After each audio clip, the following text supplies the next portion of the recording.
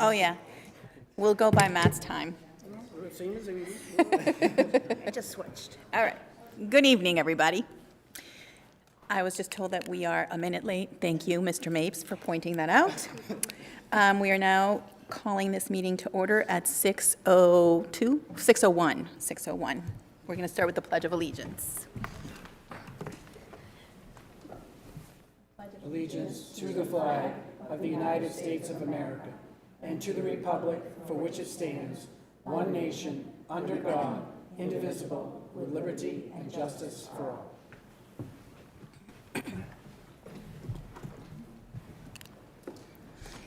Okay, we have no adjustments. Moving on to approval of minutes. Looking for a recommendation to approve the minutes as presented for Monday, February 28th, budget workshop meeting, Monday, February 28th, school committee meeting, Monday, March 7th, executive session, Monday, March 7th, school committee meeting. Amy, thank you. Seconded by Jen. All in favor? All in favor. Thank you. Public comments. I know Grace, one of our student representatives, wanted to say something. Yeah, I just wanted to talk about this past week, our prom tickets went on sale for the first time, and I just wanted to thank everyone for their hard work in the planning process, because I know that it is not easy to plan such a big event. I just wanted to talk, because we were having some issues with miscommunication and the way that the tickets were being sold. It was advertised that only 250 tickets were being sold. We knew that like weeks ahead so that everyone had time to prep. And I completely understand that like venues have restrictions, and because of COVID especially. I just think that in the future, because I know it's my last year being able to go to prom, but like just thinking about the student body in the future, maybe knowing the restrictions ahead of time and using that when picking a venue, because 250 isn't a lot of tickets. And I know that the senior class alone has more than 250 students in the class. And I understand that not everybody goes to prom. However, I still think that we need to keep that in consideration when choosing a venue. And then going to ticket sales, when they went on sale on Monday, I feel like it wasn't handled as well as it could have. They were on sale right outside the cafeteria, and it was clearly advertised. However, I noticed that when people were getting in line, it wasn't very organized, and it was kind of just like a clump. And I noticed that people were either holding places in line for people, and like people were just cutting in line. And so some people who didn't cut in line, they either missed lunch entirely and couldn't eat, or they were late to class, or they just didn't get a ticket that day. And so I know that some people did express their frustrations to me because they knew that I was on the school board. And if I know of a few friends of mine who even did try to cut in line, but I tried to explain to them that we can't be hypocritical and judge others and then try to do it ourselves, because it's like a principle thing. And then I understand that like life isn't fair, you know, it's first come, first serve. It's just, in my opinion, this prom is the first big event in our new normal life since COVID. And so just maybe organizing the ticket sales and taking the venue into consideration a little better in the future. And I understand that I am not affected. I did wait in line. I didn't cut. I missed my whole lunch period on Thursday waiting in line for my tickets. And I know that I'm not affected by the ticket sales. However, I'm just thinking ahead for the future of the student body, just trying to create a better plan for that. And so that is all I have to say. Thank you. Thank you. Do we have any other comments? Sarah, do we have anybody? Nope. Okay. Moving on, no communications. Next is committee reports. Okay, I'll start out with the construction report. good news is, as we talk about the high school technical center in terms of the air handling units, they've not been tripping, but of course the weather's been a lot warmer. So Briggs has not been out with their tech support yet. They are planning to come out. There's 2 of the units that we've had problems with. They're looking to speed up the dampers for the repeated tripping. And based on what we've done in other situations, everyone's confident that that's going to be the fix.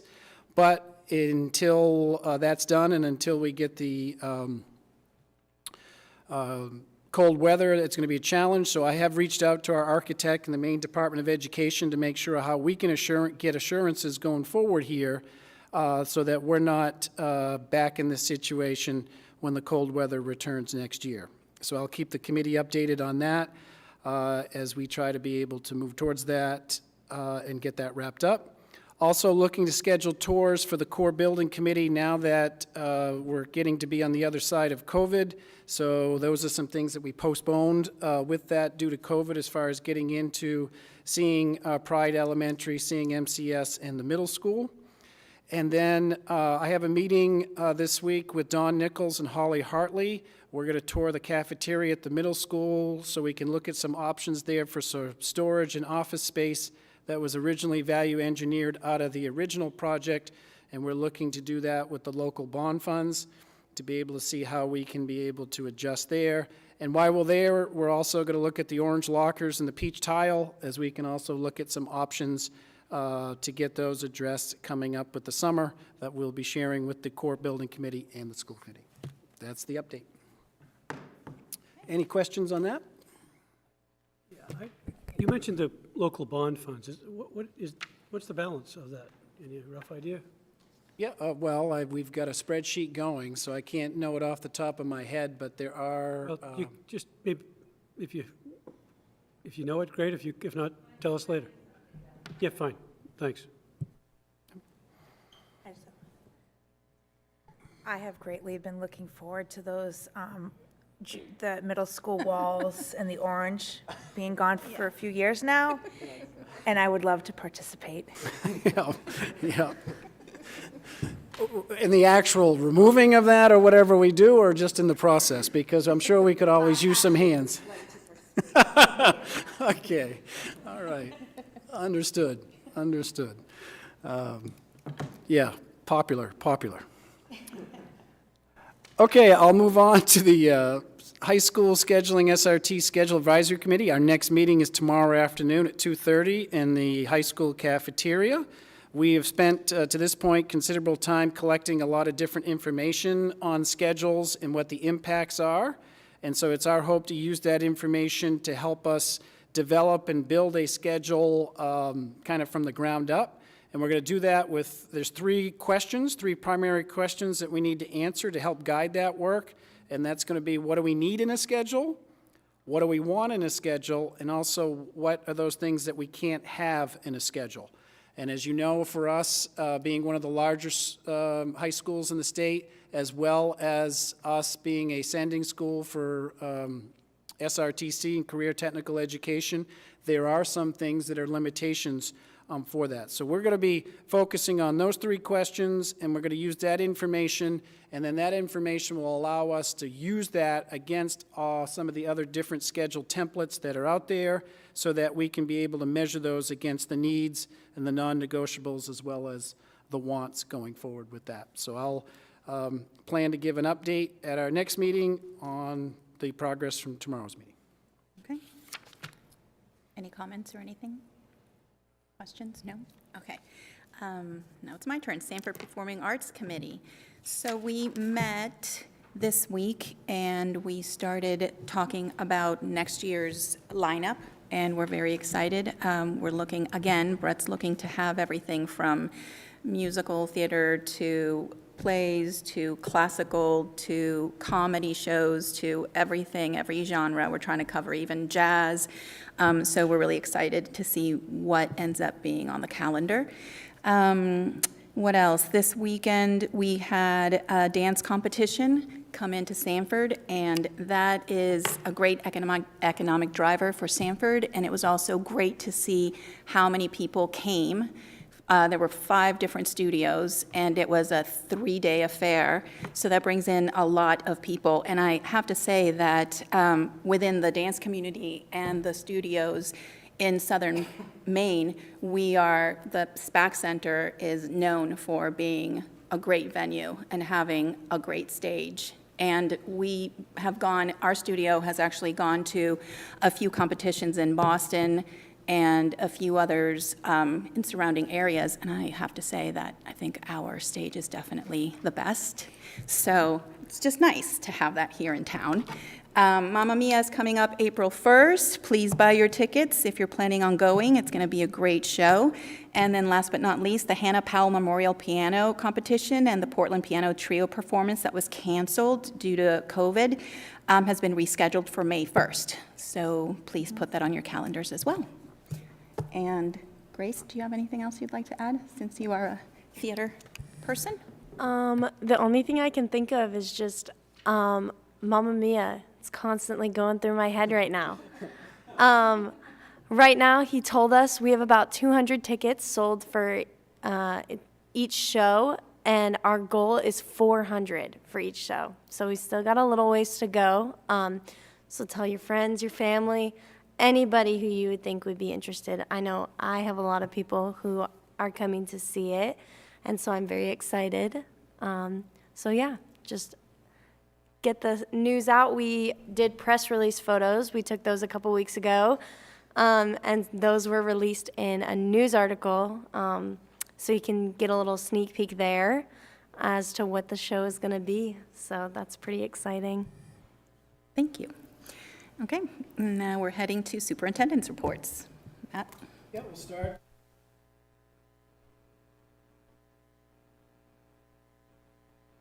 I have a few things. On March 9th and 10th, Sanford brought Challenge Day to the high school for the junior class.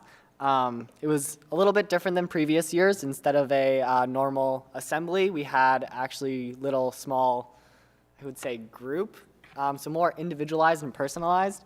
It can be a little bit hard for people to get behind it, but I definitely think it does benefit some people. And it was a great opportunity for people to realize that they aren't alone in their struggles, and that some of their classmates and peers also share some of the same struggles. And then next week, spring sports are starting, so that's going to be coming up. And then I know there was some concern about prom. Prom tickets are still available and being sold during lunches on Tuesdays and Thursdays. So they are not sold out. And yeah, also just about masks. I think it's great that we're back in school with no masks, and it's awesome to see everybody's faces, and I think the atmosphere has improved greatly since then. Thank you.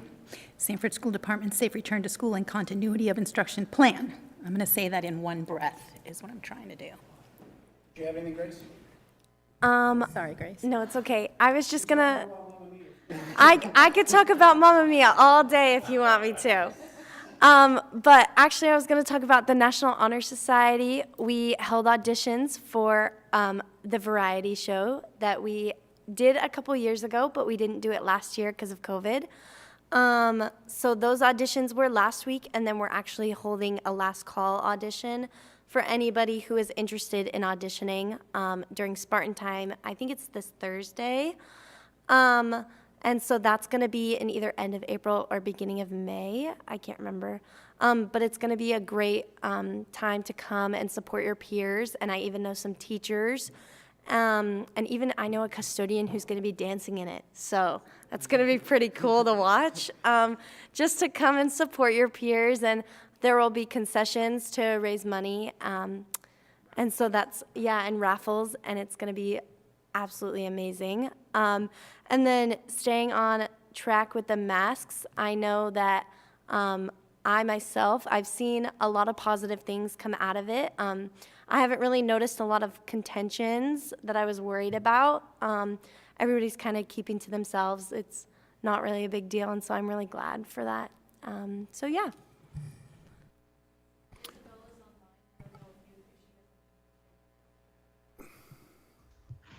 I had something to add too, if that's all right. So yeah, I had a little bit more on the variety show. So the last call auditions is tomorrow during Spartan time. It will be the 7th of April. It should be a really fun time. Again, like Grace said, we have concessions. We're going to have really funny MCs in between with jokes and skits and all the things. And a lot of really cool acts, mostly music, mostly performances, but there's also a couple of really interesting ones that will be really cool to see. And then also just on masks and in general, like making it optional, I think it's been really good. As Grace said, like we have had very little, if any, kind of tension between students. I haven't noticed any of that. The only thing I would say is that dividers during lunch, all of those were taken down, and I had some students come to me talking about saying they'd be more comfortable with dividers and that they actually like the dividers. So if we could even just have a couple tables, whether it be the long tables, whether it be individual tables, for kids to actually still have that option, would probably be a good idea for that. But yeah, the variety show should be really good. Tons of raffle items in between each act. It should be a really good time for family and friends, and just a good community event. Thank you, Isabella. Thank you, Grace. I will, as I talk about our safe return to school and continuity of instruction plan update, I'll kind of jump on the, first of all, when you talk about the variety show coming up, also, Sanford Middle School has their Sanford's Got Talent show this Friday, 5 p.m. That's sponsored by the Jobs for Maine Graduates program. So that's more at the middle school level, but everyone's welcome to attend that. And that'll be a nice kickoff, I think, leading into both Mamma Mia as well as the variety show. And in terms of the masking, we did, our last school committee meeting on the 7th, we did approve masking would become optional on Wednesday, March 9th. That has taken place. And then also at the March 7th meeting, school committee decided to suspend mitigation strategies, and those went into effect at the end of the school day on March 11th. So those really kicked off last week. And so as we talk about my report, I kind of want to highlight those. If we can go to the attendance. Yep. That would be great. I think people are curious as we go around looking at our attendance, and there it is up on the screen. We've got the average daily attendance at all of our schools, and then we've also have a total. So that's taking us back since our last meeting on the 7th. So if you can see that our attendance has stayed pretty steady. It's been over a total over 90% throughout the district every day. And then those are relatively stable as you're able to go through and work your way through those all the way, starting from the 7th all the way up. In terms of positive COVID cases, since March 7th, we've had a total of 15. 2 at Carl J. Lamb, 2 at Margaret Chase, 5 at Pride, 2 at the high school, 3 at the middle school, 1 at SRTC, for a total of 15. And so we continue to monitor those, and so I think the data is looking promising in terms of that. Also, as we check in on the concerns about masking, with that, all the reports that we are getting through our administration, through our A-team meeting last week, and in conversations and communication with our various unions, that those continue to go well, and everything seems to be going well with that. At last week's York County Emergency Management Agency briefing, those used to be weekly. They have gone to every other week now, and the trends continue to be very positive, especially when you look at what's happening in York County, but also when you look south of us in New Hampshire and Massachusetts. All of those metrics are very much heading in the right direction. If you look at our county, on March 7th, we were in the orange category, which we considered high. The next day, on March 8th, we went right to the yellow area, which is called medium. And then starting on Friday, March 11th, and every day since, we have been green. That's in the low area. And when you look at the cases, they have all been steadily going down. We had a high of 495 on March 7th, and today's report we had 167. And so right now, the data and the metrics seem to be going well and are supportive of our decisions. If you want to now bring that up now, Beth, what we did in following with the school committee decision last meeting, we did update our mitigation strategies with that. We still are very much expecting people who show symptoms and who are ill to not attend school, both staff and students to be able to do that. As I mentioned, the face coverings became optional on March 9th. As we're doing prior to COVID-19, we are still encouraging our students and staff to exercise hand washing and hand sanitizing throughout the day. Based on our decision right now, we don't have any physical distance limitations that are going on in our classrooms and our learning spaces. We are continuing with our weekly pool testing. And then if there are any isolation that has to happen between positive COVID cases, we're still following that in terms of that and the quarantine. We have not been contact tracing. That's been discontinued prior to the decision and is still not taking place. With that, right now, we are continuing to do everything that we can to keep our ventilation systems up to date and very much with a preventative focus. With that, face coverings are no longer required on transportation.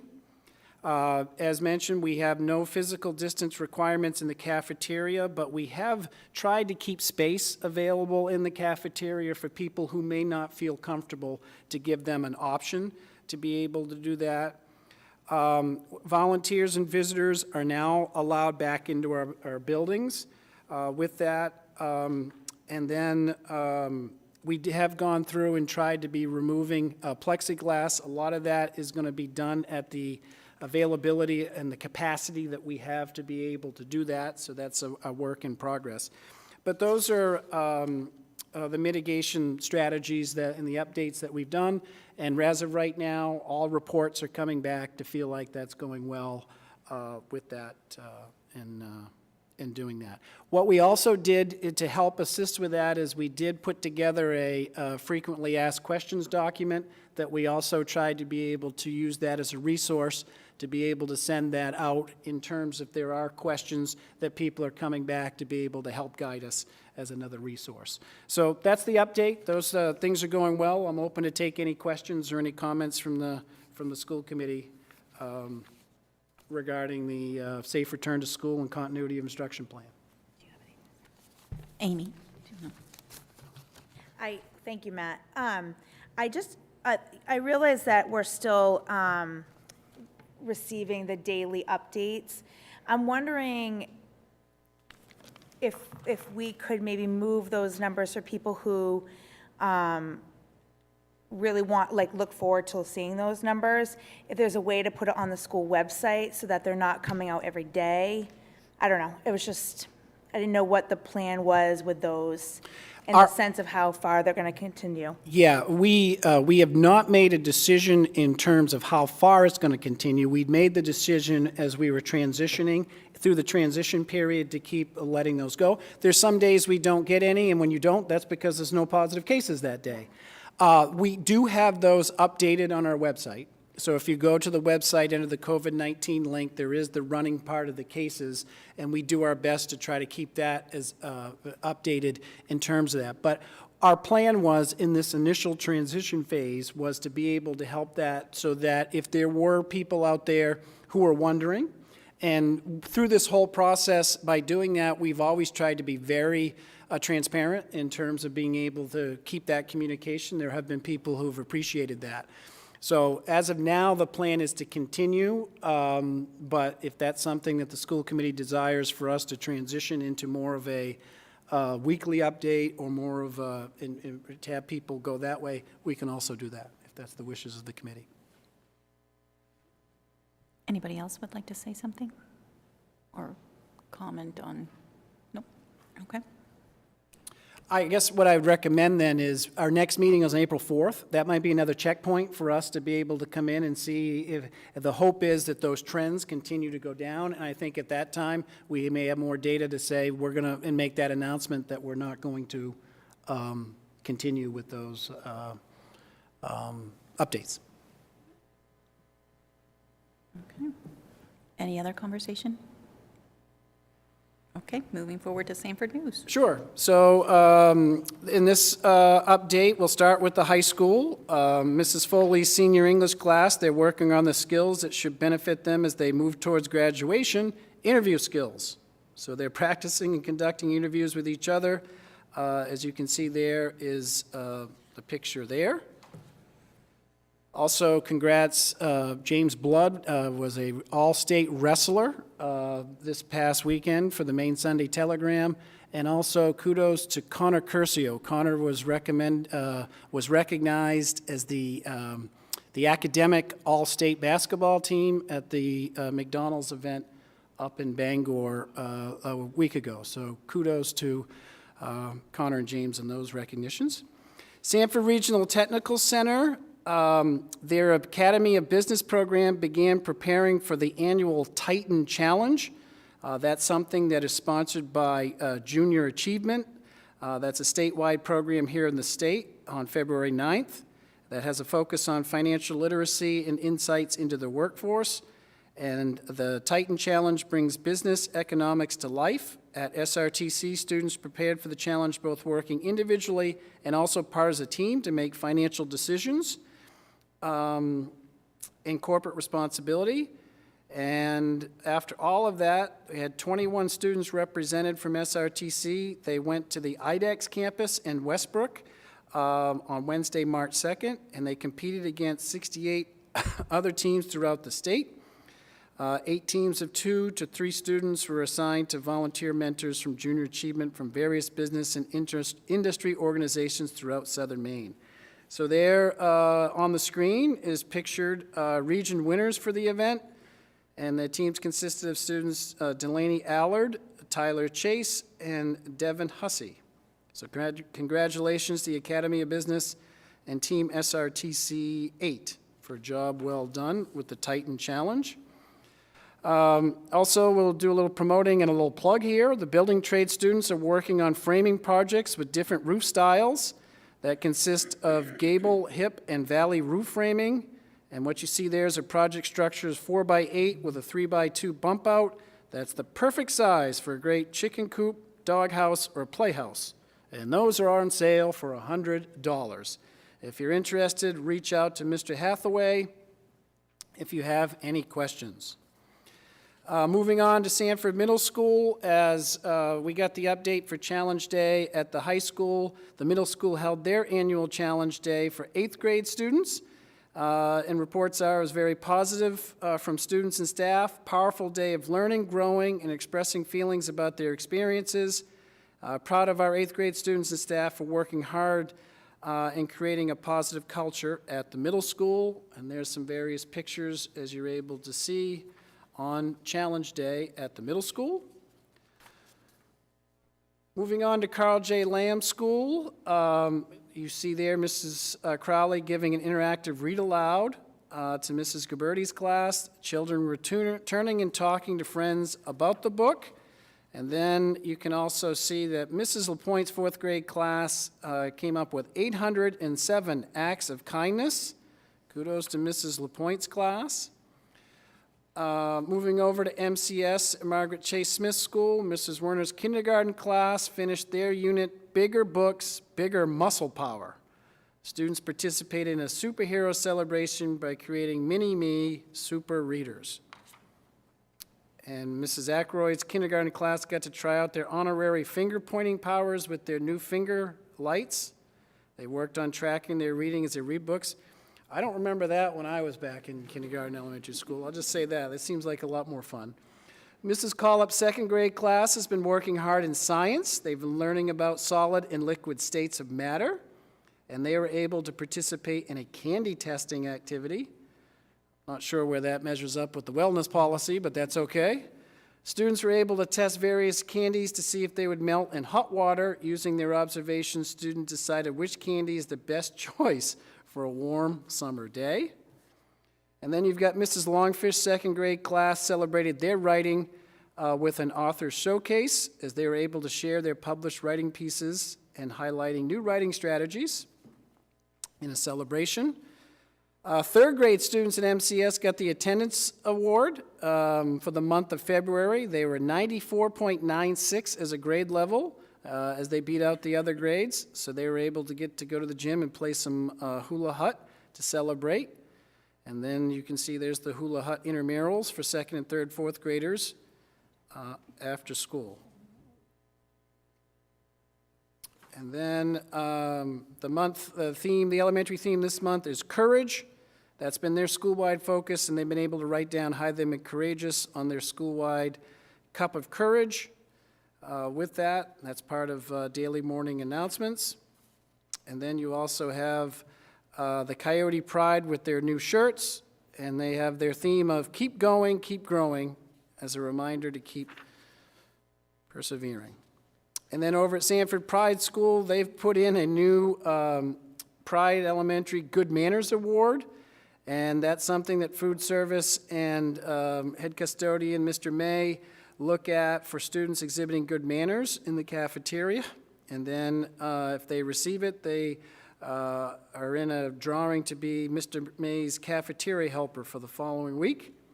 And there's a picture of last week's winner. And then another reminder for community adult education, they're entering the second full week of the spring semester. Classes are filling up, especially their ELL classes, and they are still receiving phone calls daily with folks wanting to earn their high set. And the brochure has been out and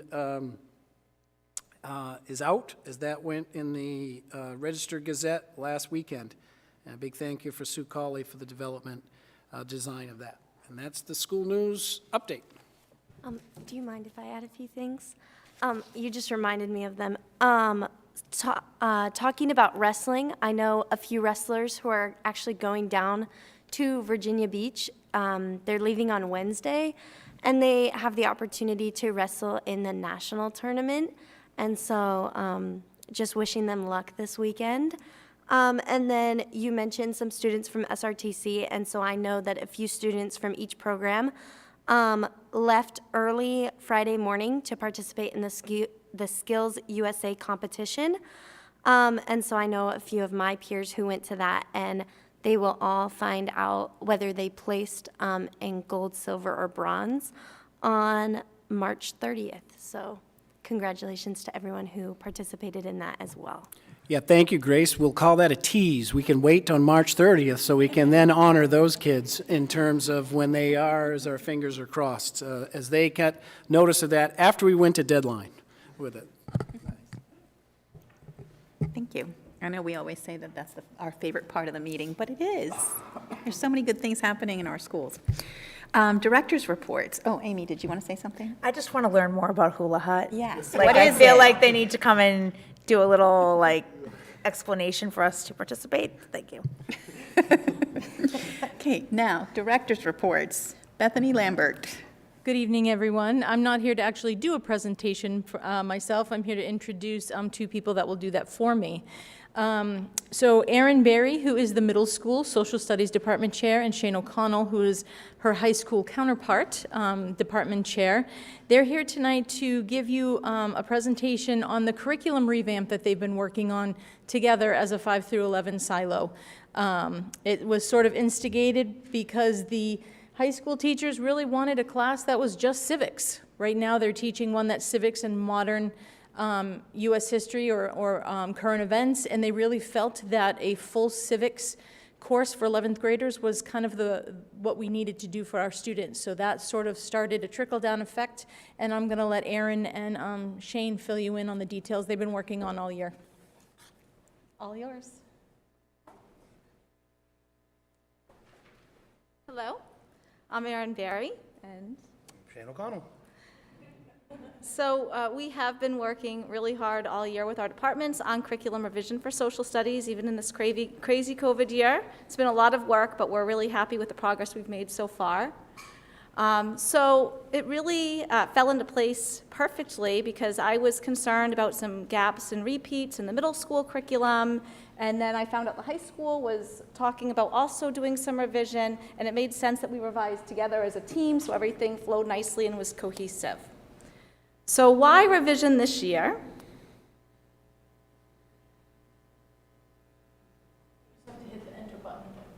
Okay. Oh, okay, there we go.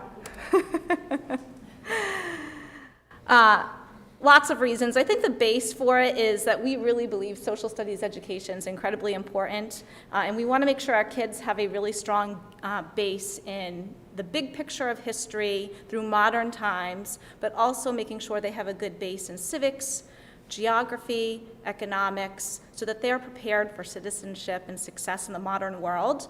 Of course, we mentioned the piece about adding in a course on civics in 11th grade, which was really important. We had some gaps, particularly at the middle school. There were some repeats. There were a few years of the Revolution, for example, yet never getting up past like the early 1900s in history, which was a problem. We wanted to fix that. Another piece is that the main learning results, the standards for social studies, were updated back in 2019, and we were still using a bit of a hybrid of North Carolina standards, and it made sense that we all consistently use the main learning results. We also have some updated state statutes. So if you go back in time to the early 2000s, the statute about Maine Native American Studies has been around for a long time, but recently in the last few years, there's been the statute added about personal finance being required. And just in 2020, summer 2020, the state also created some new statutes requiring Holocaust and African American history. So we wanted to make sure we were complying with the statutes. And finally, we wanted to make sure our courses and our sequence of units flowed nicely and were cohesive. So the process, we met back last June, talked about where we wanted to go. We met with Beth, and we came up with a plan for the year. We started with our departments right in September and have been working really hard with our teams all year. In October, a really important piece to this was collaboration. And so finally getting middle school and high school social studies teachers together, we did that at the teacher workshop day back in October. We came up with some goals for revision for the year. Goals basically, in a nutshell, middle school, we want to give our kids a really strong base of U.S. history through modern times, through 9/11, modern conflict. We also want to make sure they have a base of civics and government, personal finance, and geography, also for the modern world. And then the high school is going to dive much more deeply into those topics, knowing that they have the base from middle school. In February, we had a silo and talked about our progress, and we all seem to be on the same page at this point, which is great. And ongoing, we're going to be working on this through next year as far as the assessment planning, the unit planning, the lesson planning. It's a tremendous amount of work. I'm just going to give you a basic overview for the middle school of our new courses. This also has trickled down even to grade 5, and when we learned that the high school would not be teaching their ancient world history course anymore in grade 9, we thought it would be a great fit for 5th grade. So they're going to look at different regions of the world and their ancient civilizations, specifically through themes. They'll look at how those civilizations adapted to their geography, their power structure, daily life culture, and some major turning points in history. By the time we get up to 6th grade, we're going to focus on early North America and the early United States, the development of the United States. We'll cover Wabanaki in our First Americans unit to make sure we're in compliance with that statute. And throughout many of the historical units, we will spiral through Maine studies and African American history. We'll end in historical units and slavery and the Civil War in grade 6. Notice there is a Constitution unit in there as well, so they'll learn about the structure and foundation of our government. And then at the end of the year, we are doing a personal finance unit about money basics. By grade 7, we're moving up into modern times in history, starting early 1900s, and our units will progress through 9/11 modern conflicts. There is a unit on the Holocaust, which I'm very excited about. That's an incredibly important unit and puts us in alignment with the state statutes. At the end of the year, we're going to be talking about citizenship in the United States today, building off what they learned in grade 6, focusing on the rights and responsibilities of citizens. And in grade 7, we will have another personal finance unit. It will build off of the grade 6 unit in complexity, like steps each year. It will get more in depth and more challenging. By the time we get to grade 8, we want kids to have a picture of the modern world today. So they're going to be looking at world geography, but it's not just looking at countries on a map and where they're located. It's also looking at the economic systems, the government systems, the culture in different regions of the world. And they will also do a personal finance unit at the end of grade 8 that, again, is a step up higher in complexity. So hopefully by the end of middle school, they'll have that solid base and we'll have prepped them well for high school. Hello, thanks for having us. Before I start, I know it says geography and global perspectives. Really the driving force, like they said, behind this was civics. We met as a department and kind of tried to identify what we thought the most important things that the kids need to become adults. And we started with civics, and then we said U.S. history, and then we looked at the main learning and said, oh, if we do geography and global perspectives, that aligns perfectly with the main learning results and gets what we think is the most important things to our students. And like Aaron said, I mean, we've worked with the middle school this year and a little bit last year.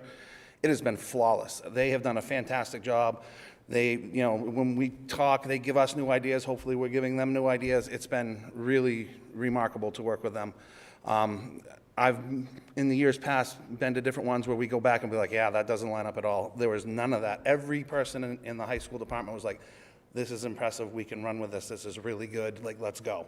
And so, you know, to use your word, Mr. Nelson, kudos to the middle school. You guys did a fantastic job with what you did and really helped us really hone in on ours, because ours was a big picture idea and we didn't quite have all the groundwork laid yet. So now, starting in 9th grade, kids are going to look at geography and global perspectives. This includes Maine, United States, the world.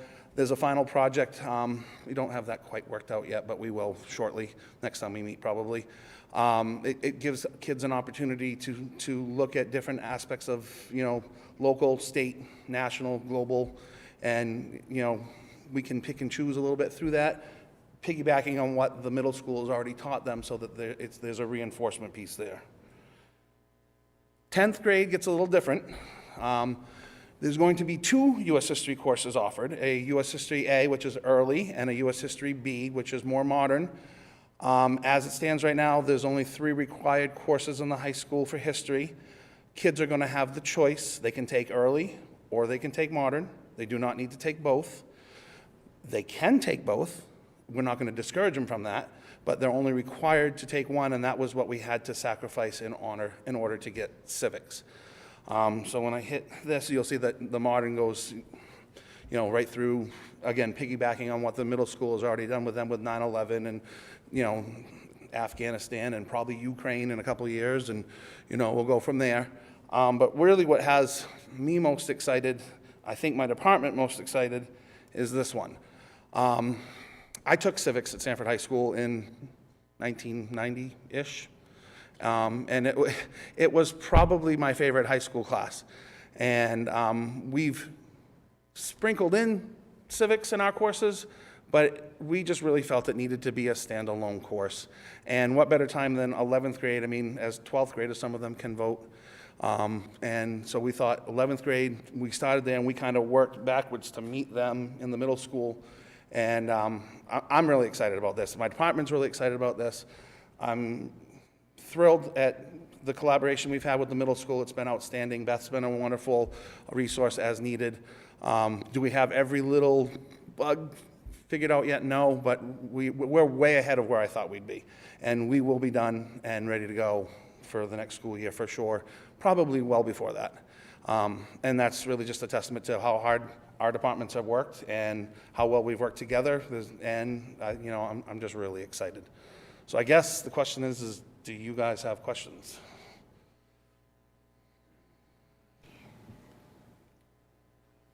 First, I mean, I know what a silo is in agriculture, but what did you mean by silo? I think Aaron, Fifth through 11th grade work together. okay, thanks. I might have got that right. Just social studies, like the social studies group just work together 5th through 11th. This is a great presentation. It's cool. What concerns me a little bit is all zip codes have students who transition in from another community. How do you test them to see where they are? I mean, or is it just great that they're going to step in at whatever level they are and go from there? Is there? I'm not sure what my question is on that. Okay. Well, for the high school, hopefully that they're taking courses that align with the main learning results. If that's the case, they're going to come in and, oh, you've already taken, U.S. history, so you don't have to take that course. You might have to take geography, which is in theory a 9th grade course as a 10th grader, but once you do that, you're back up to speed and right where you should be. But that's kind of, so is there a trend nationally? I mean, what you're talking about ought to be in every school system across the land. Is there a trend in that regard? I mean, I don't have an answer to. I'm hoping we're the trendsetters. There you go. That's the right answer. I didn't see anything about grade 12. High school doesn't have a 4th-year requirement for social studies. They have a 3-year requirement. They can take social studies courses in grade 12, and many may take required courses in grade 12 because their schedule pushed them in a different direction, but they can take like the 2nd U.S. history course in grade 12 if they want, or any of our electives that we offer. And they do have a personal finance course at the high school, but instead of it being offered through the social studies department, that's being taught through the math department. But that's required for graduation now. That was my next question. I mean, I've been an advocate for personal finance, and I really rather title it, survival skills. Students today getting out of school, whether they're going on to post-secondary school or not, rental, how do you get a lease? How do you pay for it? So I think that is just so important. So thanks for bringing that up through the system. Thank you. I just want to follow up on what Jonathan said also. Thank you. I think I counted it 4 different times that there's going to be some type of finance is it 4 different grades, if I believe. Great job. I agree. I know Jonathan and I have talked about this for a lot of years, and I'm glad to see it's in there. Well, and add a 5th, because I didn't put that in because the math department teaches our personal finance at the high school. So there's another one. Perfect. Thank you. Aaron, do you want to talk about, I'll put you on the spot, do you want to talk about junior achievement working through the middle school? Because I think that's right, and that too lines up really nice with, in terms of that. Do you want to speak to that a little bit? Sure. We've been working with junior achievement at the middle school for many years, and then obviously with the COVID last year, it didn't happen. But this year we're back at it, and actually on next Wednesday, March 30th, we have JA in a Day, it's called. So we have volunteers coming in from local businesses and from Junior Achievement Maine, and they're going to be teaching lessons to our 8th graders about the global marketplace. So students will rotate through 5 rooms and get 5 different lessons, and it fits in perfectly with the 8th grade curriculum. In 7th grade, on Wednesday, April 13th, I believe is the date, we're doing a similar event. Our program is called Economics for Success. And so our junior achievement volunteers are going to be teaching lessons about personal finance. And again, it will work just like the 8th grade day where students will rotate through 5 different rooms and get 5 different personal finance lessons. And it's a really nice way for them to see community members that are professionals, volunteering their time, being good citizens, and they're experts in their field. So it offers some different perspectives for kids. So we're really excited to bring that back this year. Yeah, and I know the York County Superintendents meet weekly. We met last Friday, and the statewide representative was there plugging the program, and it was nice when Sanford could say, we've got it for I mentioned the Titan Challenge during the school news at SRTC, and where that is to see, because I think there's other school districts now, especially when you start talking about personal finance and civics and the push on that there's people wanting to get aboard that train. Amy? Thank you both so very much. I am also very excited that all my kids will be able to get that, but all the students, but in particular civics as well, because I know that mine, for sure, don't really watch the news. So I think it's going to be really good that they're, and I would say probably a lot of the high school students are in the same boat. So I think it's going to be a really good learning opportunity. Thank you. I have a couple questions. Staying on the focus of personal finance and considering there's changes lower down, and I know the high school history department doesn't handle it, but is there any changes going to be made to that personal finance curriculum? I can't speak on what math does. I don't know well enough. I'm sorry. And then, considering that now there's a Part A and a Part B of U.S. history, is there going to be all levels offered, so like applied CCP honors for both A and B? That's the plan. It's going to depend on what kids sign up for. So let's just say that there's 200 kids that sign up for history, just because of these, or let's say it's 100 kids. That's an easier number to work with.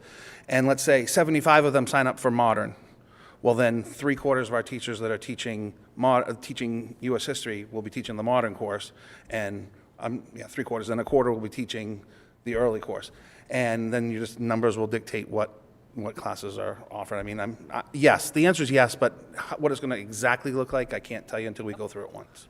And then, can you add some more detail into what were the current problems with our current civics class that really led to why civics needed to be changed? I don't think there's a problem with it. I just don't think it's in-depth enough.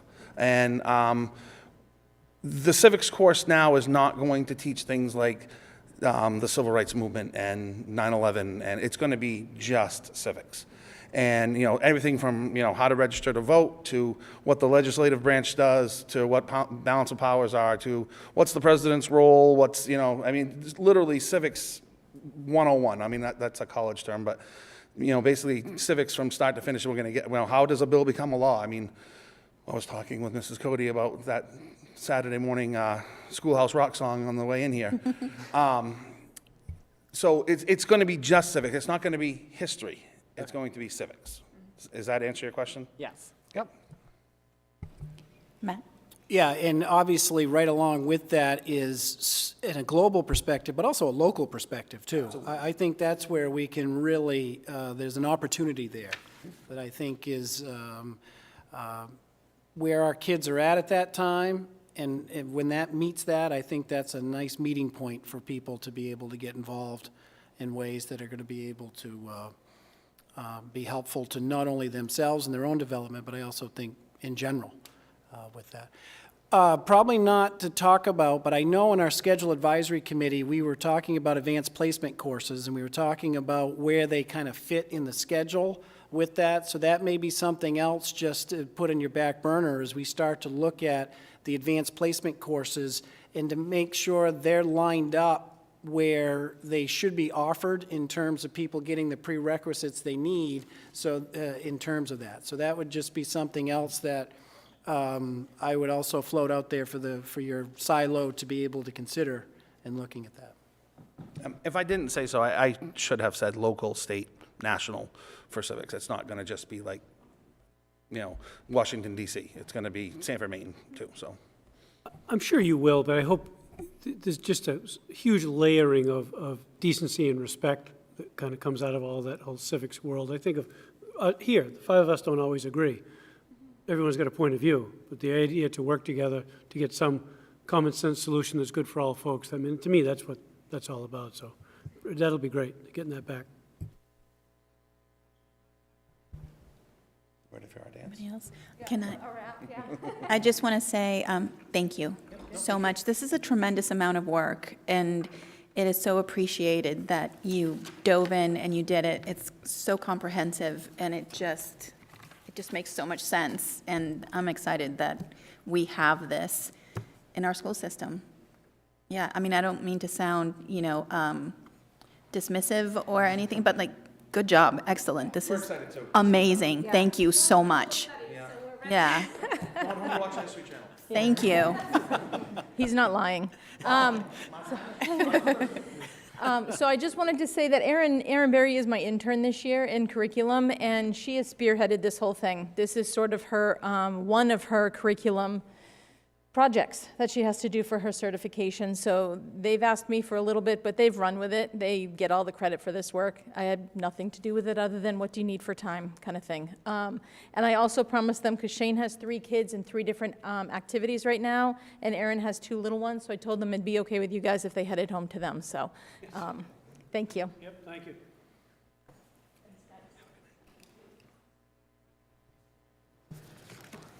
That was awesome.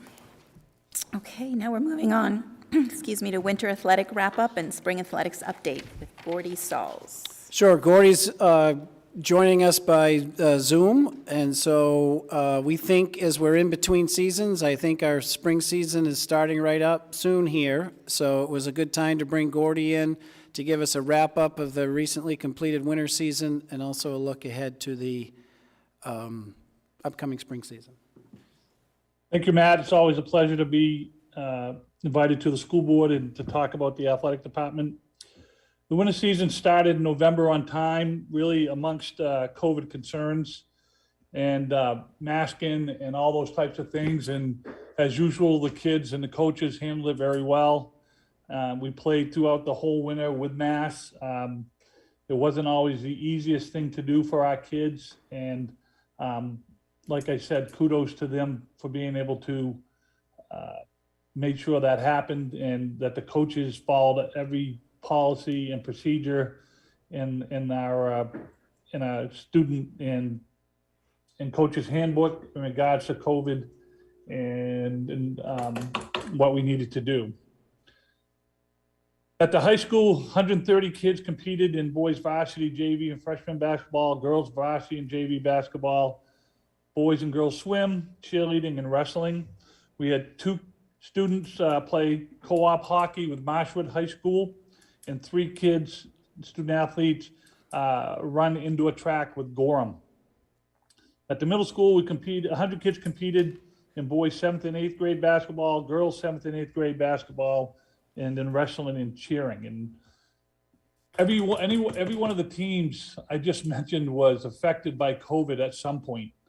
There were interruptions in the season, not having their teammates with them week in, week out, getting that figured out. Coaches did a great job keeping it going.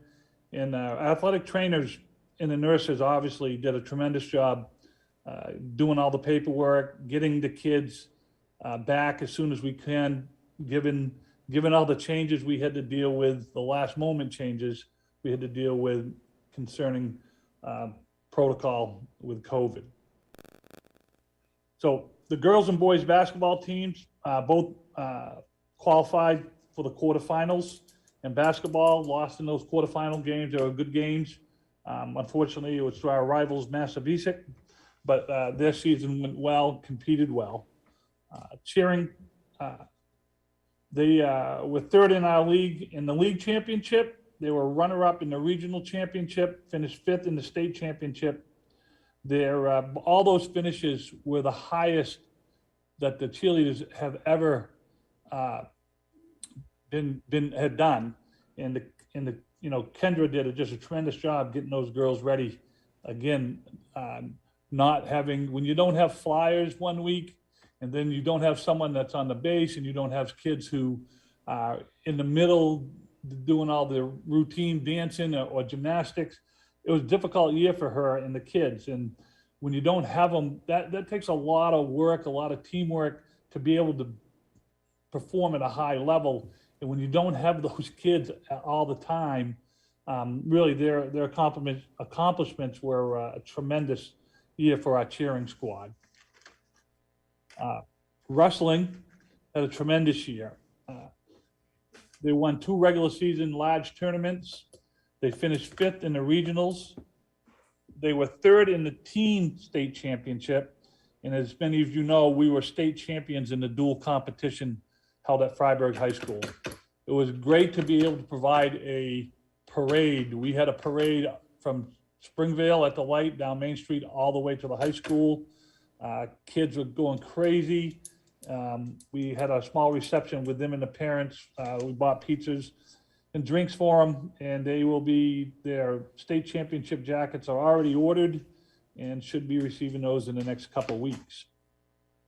Swim had another successful 9-meet regular season, culminating with the Southwestern Championships, which were held virtually.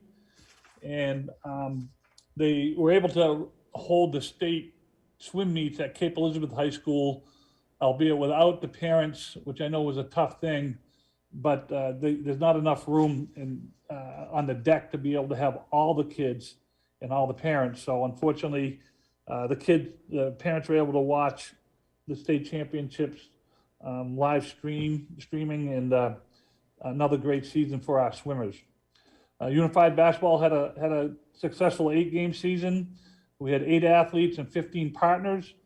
They culminated the season with a banquet that included help from the peer helpers, and everyone there received T-shirts, certificates, and basketball pins. We had, as I mentioned, we had 2 students play hockey with Marshwood. One of them, Caden Fontaine, was an all-conference and all-state hockey selection. He had a great year and a very big part of success that Marshwood had with our co-op program. Our 3 kids who ran into a track competed with all their meets at USM and competed in the state indoor track championships also held there. Boys varsity basketball, we had honors. Obviously, we already mentioned Connor Curcio with the All-State Academic, and Justin Kennedy was an all-conference basketball player. The girls basketball had 2 all-conference selections, Riley Keebler and Julissa McBaron. And in wrestling, obviously, a lot of accolades there. All-conference was James Blood, Canton Hill, James Chaplick, and also James Blood was an all-state selection. James was the state champ at 106 pounds. He finished 3rd in the New England's. And as already mentioned, James Blood, James Chaplick, Mason Van Geysen, Luke Callis, and Canton Hill are leaving Thursday. They qualified to go to Virginia Beach to participate and compete in the National High School Wrestling Championships. So kudos to them. We had 35 students selected to the all-academic team, which carries a 92.5 or above average, so I was pretty proud of that. Winter Award Night was on March 3rd. All teams and parents went to their assigned areas, celebrated their seasons, and individual awards were given out. Again, I'd like to just thank the coaches, our athletic trainers, our nurses, that were really imperative to get us through the winter season with all the cases that were going on with COVID. It really was difficult, and that group of people made it a lot easier for our kids and parents to navigate. As was already mentioned, we are starting spring sports today. We started with 220 kids signed up so far, and we started the spring season today with pitchers and catchers, and everybody else will start on Monday the 28th. And one of the other things that I wanted to mention in my notes here, Nate Smith was also selected as our league SMAA Coach of the Year, and I have a plaque on order for him to recognize him with that. And that's it. If we have any questions, I'd be glad to answer.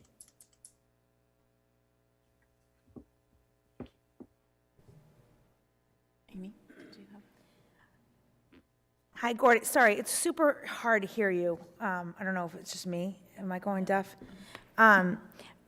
Thank you so much for that. With you said that there are how many wrestlers that were going to Virginia? They're leaving this week. There is, going to Virginia, there's James Blood, James Chaplick, Mason Van Geysen, Luke Callis, and Canton Hill. So 5. Awesome. Thank you. Anybody else have any? Thank you so much, Gordy. My pleasure. Okay, next in line is Steve Boussier, talking about transportation update, educational technician evaluations, and pre-K lottery update. Good evening. We have quite a few updates tonight in regards to transportation to give you guys an update on. The first one is the after-school activity bus for Sanford Middle School and Sanford High School. The activity bus began at the end of January. It runs on Monday, Tuesday, and Thursday. The pickup time is just before 4 o'clock. for those buses. And the drop-offs are on select locations for high ridership areas in town, in Sanford and Springvale. Ridership has been pretty light. It's only been averaging 6 to 10 students per run every day, so that's 6 to 10 at the middle school, 6 to 10 at the high school. We do expect that ridership to pick up as the word spreads and more students become aware of the opportunity. The cost is minimal for this after-school run. We're only paying for the extra hour. We're not paying for 2 hours, we're only paying for 1 hour for each bus, so that although we have small ridership, the cost is minimal for that. So we look to hope to see that grow in the future. The spring sports season, as Gordy just mentioned, is gearing up. Ledgmere has received the initial list for sporting events this spring. We do have a change from the fall. If you remember back in the fall, we had difficulty finding drivers. Ledgmere has worked and they've made an adjustment, and it started this winter where we have 2 drivers that are designated for the afternoon trips, for the sports trips only. Those are new positions for Ledgmere that have been with us since the winter sports season. That should help with transportation this spring. We still may have some vacancies that we'll have to problem solve, but that change should help. With the challenge in the spring comes with the number of students, the number of sports teams, and also the weather. Oftentimes in the spring there's rain and things get rescheduled, and that's where things can become out of control. But we're trying to get ahead of it and to make sure that we're on top of things. Our relationship with Ledgmere has gone very well over the past couple of years, and we have a change at the head of the transportation barn over in Sanford. Kevin Banfield has retired. He is moving to Rangeley with his wife. So I just want to say thank you to Kevin, who has done a remarkable job for us in turning that organization around. But I am fortunate, I think we're fortunate enough that he's left the bus garage in good hands. Rose Dunn, who's been the assistant manager, has stepped up to be the manager. And Nikki Shepard, who's been in the office now for a couple of months, who's been with the company, has been doing lead dispatch. So I think between the 2 of them, I think we're in good hands with that. In terms of our transportation, since we've returned from February break, knock on wood, the first week back was a little rough, but things seem to be leveling off in terms of finding coverage for our bus routes on a daily basis. I just want to say appreciate Ledgmere and their flexibility, and parents' appreciation for your flexibility. There are times we've had to make slight changes, but for the most part, we're getting the kids to school every day and getting them home every day, which is that in itself is an accomplishment for them. Staffing has we've had an uptick in staffing. They have a driver going for a test tomorrow. They have 2 drivers that are studying. They're just starting their process to be a permit. So I guess they wouldn't be drivers yet. They're in the process of getting their license, and then 1 driver that just needs 18 hours of training. So the people coming in the door, it has started to pick up over the past month. Now, if they could just get people from leaving, we'd be in good shape. But we're optimistic for that. Educational technician evaluation. Over the past year, the administrative team has revised the Edtech evaluation system to have it mirror the teacher evaluation system, both in format and the platform in which we use, going to an all-electronic platform. I'd just like to thank the administrative team, and especially Tammy Delaney, who has done a lot of work on that, because the majority of our edtechs are special education edtechs. So just thank you to Tammy. So edtechs are evaluated every year, and they're evaluated by their supervising teacher with the input of the administrator and the directors. The purpose of the evaluation is to provide feedback to the EdTech on their performance, really as an opportunity to praise the good things they're doing and provide them some feedback for growth. The EdTech rubric, there's 4 domains we basically look at. What are their professional responsibilities? Their ability to manage the classroom, their ability to provide instruction and to support instruction, and how do they interact with students. So the supervising teachers are currently in the process of completing that evaluation, with the administrators finalizing that sometime in April. So a lot of good work being done on that to bring the system up to speed with what we're doing. Okay, last but not least, the pre-K lottery. So I've been talking about this every meeting to promote registering for the lottery. The lottery remains open until April 3rd. As of today, we have 53 families who have registered for the lottery. Some of these students have previously been enrolled in Head Start. So when you look at that 53 number, some of those students are Head Start students.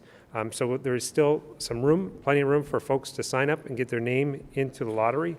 Just keep in mind that as we select students for the pre-K programming, there are certain categories that we need to hit. And so in terms of our economically disadvantaged, our special education student populations, ESL, so just keeping in mind that as we make our selection. But I am optimistic that we're going to hit that target. In terms of the pre-K grant, we're continuing the planning process. Today we got the grant from the DOE, which we were reviewing to put some finalization on that as well. So, any questions this evening? Amy? Thank you. Just to be clear, because I felt like I heard something with the city council, like at the city council when we're talking about pre-K. How many spots, when you say there's 53 that have registered, how many total spots for pre-K? In our public schools, we have 32. next year. We have 32 for Head Start, and then we have 64 between SRTC and the other 3 elementary schools. So the lottery is only is for the 96? For the 64. Because Head Start is income eligible. Yep. And they have a population of kiddos that are already in Head Start, and if they want to continue in Head Start, they have that ability Okay. to do that, so. All right, thank you. Yep. John? Steve, we talked about space, we were talking about budgeting, to get up to that 96. Are you still considering in 3 schools, or do you think you'll end up in 2 schools? Nope, the plan is still to have a pre-K program at each one of our elementary schools. MCS always had the space, Pride always had the space, CGL, we've worked to, in the plans right now, if our kindergarten enrollment is high, we're going to move a kindergarten classroom over to Pride, which will create the room for that pre-K program. And that meets our goal of not moving kids once they've started into a school. So part of that is keeping that in mind as well. So, Unless that 96 grows and grows and grows, right? next year it's 96. Next year it's 96, no more. I was forecasting out 5 years. Wow. You building a new building? I was wondering where I was going to put them. Well, part of it that we do have, as we look at our elementary enrollment in particular, as those ESSER positions go away, that's going to create the space that we need with the potential. If we have massive amount of people moving in, then we're going to have to go back to the drawing board. But once those ESSER positions go away in 2 years, some of those positions, that's going to create the space that we need. So, Matt, did you have anything? good. Good job, Steve, thanks. Yeah, thank you so much. We're heading on to new business, financials with Cheryl Fournier. Good evening. So February financials. So I started a new page of the financials this time, so I don't know if anybody noticed. Whoever's running the slideshow, can you go to the first page of graphs? It's like the third page of that. Yes. So I created a dashboard, and what it's supposed to do is sort of give you an outlook really quickly to see where we are at. And I looked at both expenses and revenues in this, and I actually brought the budget down. So what I did is I took the budget, did a percentage based off prior year, so that you can see where you should be at, sort of, for our current budget. So you can see we're slightly over budget on our current year expenses, but of course we know last year was not a normal year, so it does kind of skew it a little bit. But once we get into a normal year, we should actually be looking pretty good. And I think a lot of that is because of timing of items being paid, because during COVID, we got a lot of invoices late, and because of lack of staff and stuff at other organizations. So as you can see, we're slightly above budget, but when you look at prior year, we're running above budget on prior year. And revenue, same thing. Current year is above prior year. So this is mostly just to give you a quick overview dashboard of our general fund. And then just below that, you'll see that we do the federal grants. So I took all the large federal grants, which are our titles, all of our titles and our IDEAs. And so those are all of our revenue and expenses in a quick graph form so that you can see that. And then you get the enterprise fund, which is the three funds that are your adult education, nutrition, and performing arts center. And so it does the same thing. And then you go down slightly, the orange graph is all of our ESSER and CRF and ARP money that we got, and it shows your expenses to revenue. And of course, that looks a little funky because we're running a little behind because we're waiting for Department of Education to actually approve invoices so we can put the next invoice in, and they're kind of slowed down on that a little bit for us. So I've had one invoice out there for 45 days right now, so they're at their time limit almost, where statute says they have to approve it. So that's running a little bit behind because you can only bill out 1 month at a time, because any federal grant that's over $1 million, they only allow you to bill 1 month at a time. So I've actually put in a request trying to get them to actually approve invoices quicker because I'm trying to get caught up. And they said, yes, they're trying to hire some additional staffing to do that. So as soon as they do they approve it, I put the next one in almost immediately, like within a day or two, depending on the grant. And then the other major grants are some of the items that, like Perkins and COPS grant and Russ grant, those are all pieces that are fairly major to us, and we actually kind of watch those.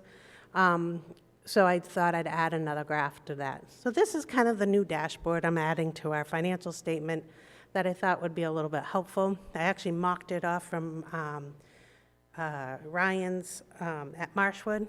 I actually know him really well, and I'm like, can you share me your financials? Because I figured, and it's similar but a little different because his actual program does the graphs for him. I'm like, man, I want that program. But I created this, and I thought it was a pretty good, just to show you a quick synopsis of revenue expenses, because we really don't look at revenue expenses side by side very easily, and so I thought that was helpful.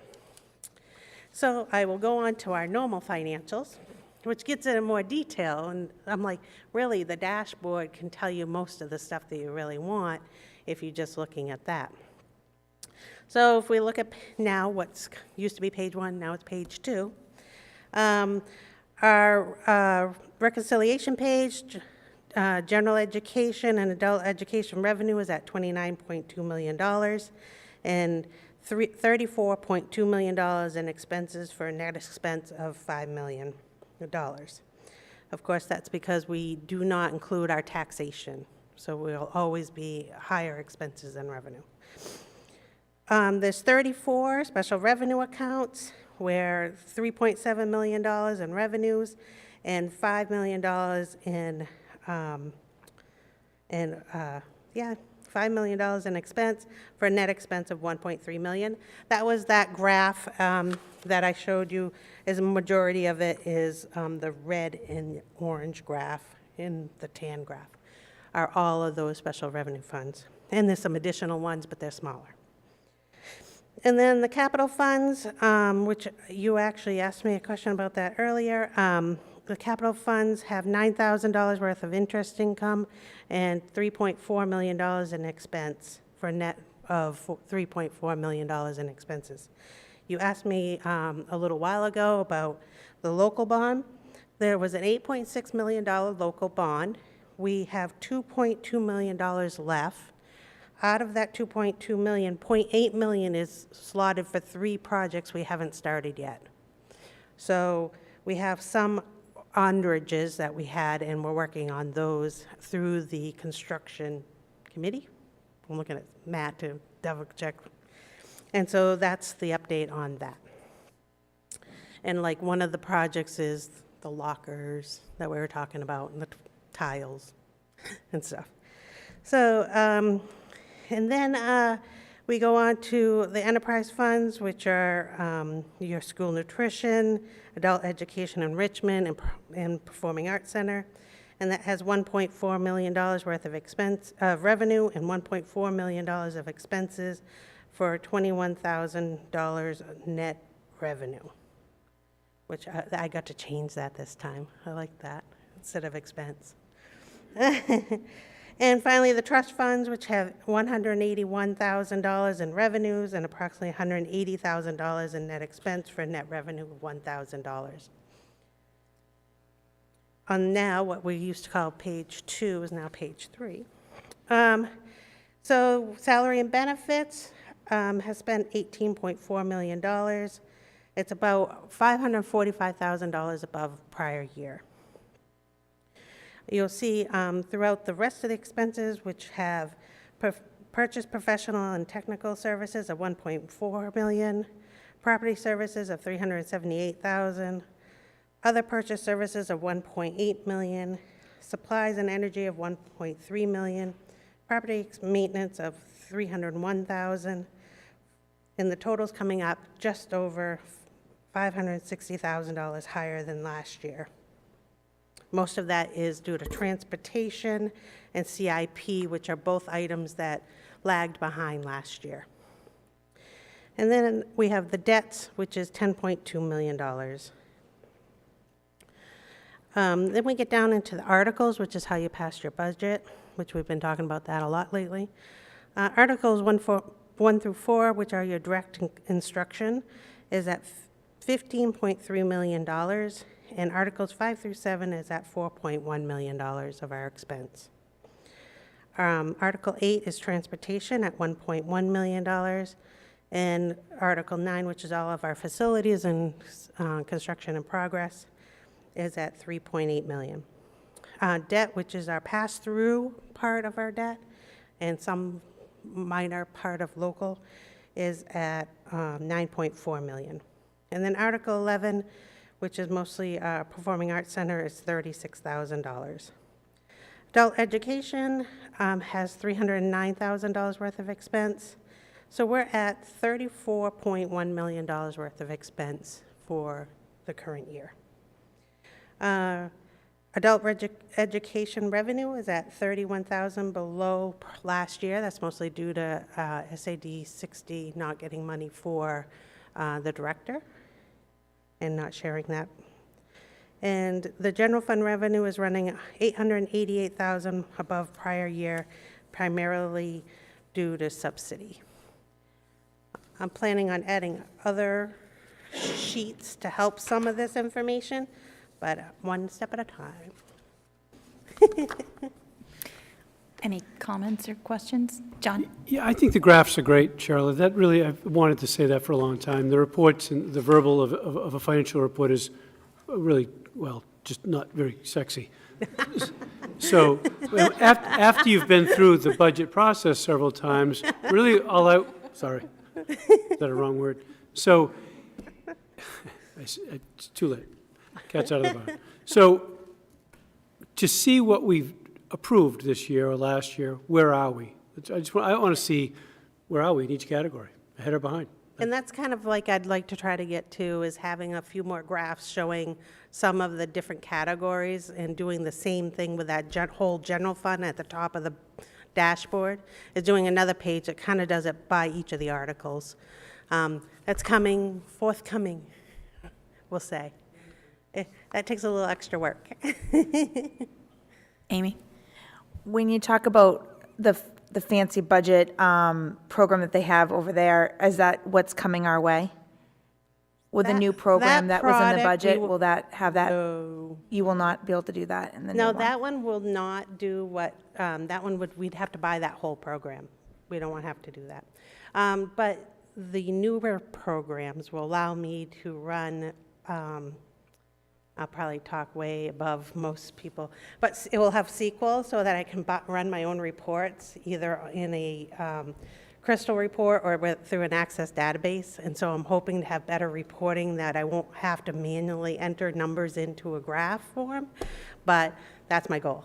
So we're going to be starting to look at that, and then actually Ronnie and I had a conversation. She's kind of hoping we would, I think, go to Munis because it would actually get rid of some double work that we do.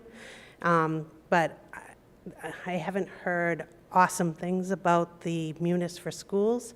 So unless they've changed it, that makes me a little leery, but I think we'll have better processes with the city, with the new system either way, because we'll have export and import capabilities, which our current system we do not. That's the upgrade that you have in the budget that Correct. we're paying with carryover, yep. Yep. That just, the fact that you're talking with Ronnie and having a conversation about that is great, because the city and school need to have, we've always wondered about the strengthening the dialogue between the two, so I'm glad to hear that. And as Ronnie says, I understand the city side because I've used Munis. So I used to write to her off and on when I first started, I wish I had Munis, and I thought I would never say that.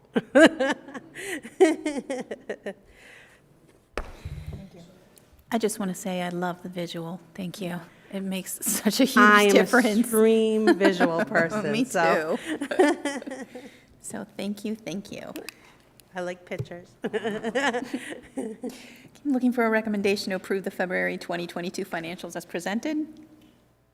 Sure. Amy, is there a second? Jonathan, and any discussion?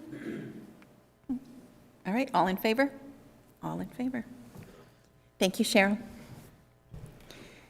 None as far as old business, so we're moving on to resignations and retirements. Mr. Nelson? Yep, a few to announce, including one big one. Alyssa Cray has withdrawn the acceptance of her position before she started, so we did announce that she's withdrawn as the Edtech 2 at Carl J. Lamb. Also, resignation, 8th grade softball coach Alicia Sabota, Edtech 2 resource over at the middle school, Amber Canton, library Edtech at Sanford Middle School, and another coaching, Nate McClellan, as assistant varsity football coach at the high school.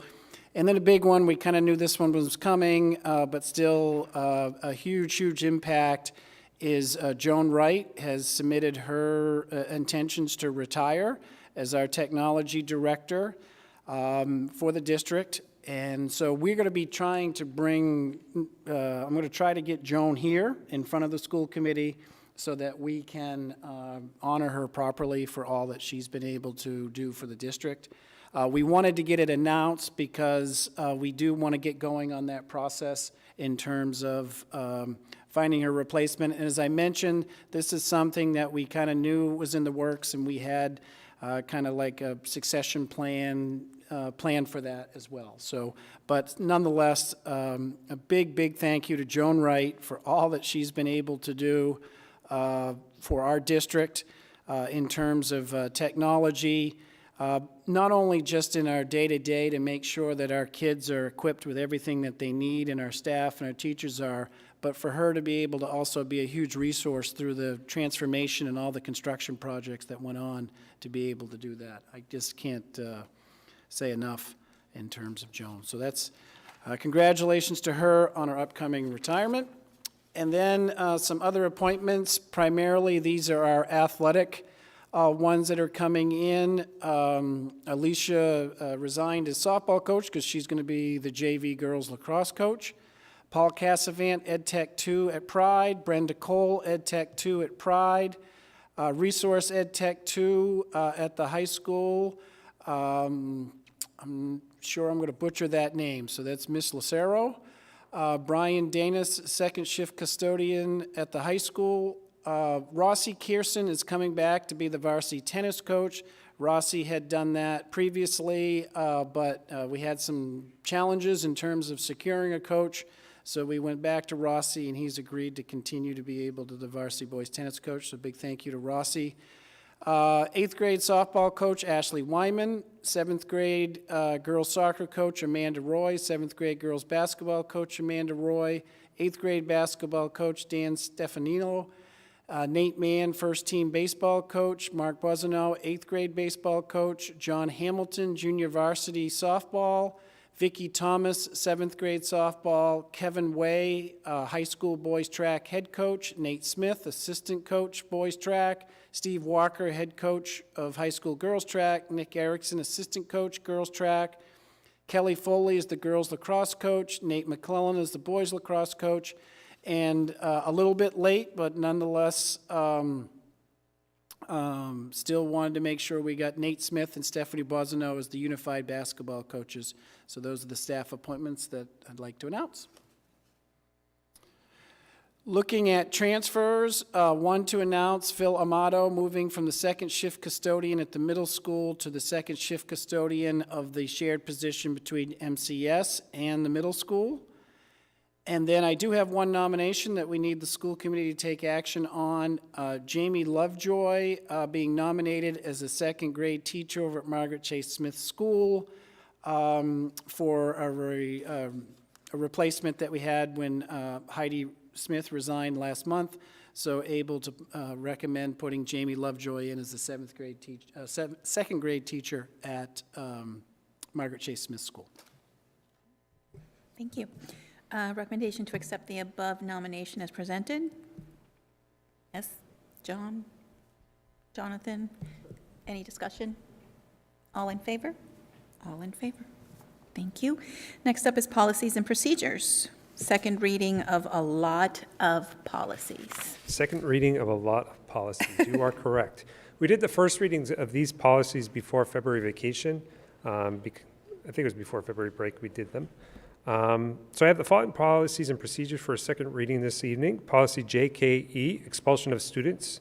Policy JKE is a new recommended policy. The policy reflects Chapter 295, LD 474, an act regarding school discipline for Maine's youngest children that states, students in grade 5 or below may not be expelled except when a student has violated the Gun-Free Schools Act. And that written notice of an expulsion to parents must include a list of available free and low-cost legal services which must be created and updated annually by the Maine Department of Education. Procedure JKE-R, expulsion administrative procedures. Policy JKE-R is a new recommended procedure to accompany policy JKE. The procedure reflects current Maine law and is recommended as a reference for families. Moving on to suspension of students, policy JKD is a new recommended policy. The policy reflects changes in Chapter 295, LD 474, an act regarding school discipline for Maine's youngest children, which states, students in grades 5 or below may not receive an out-of-school suspension except when a student has violated the Federal Gun-Free Schools Act or presents an imminent danger of serious physical injury to the student or others, and is determined that less restrictive interventions would be ineffective, and that any suspension of a student in grade 5 or below can be no longer than 3 school days. JKF is disciplinary removal of students with disabilities. This policy has just been updated to reflect current law, and the same thing with the administrative procedures, JKF-R, same thing there. Nothing has changed except just updating to make sure it's with current law.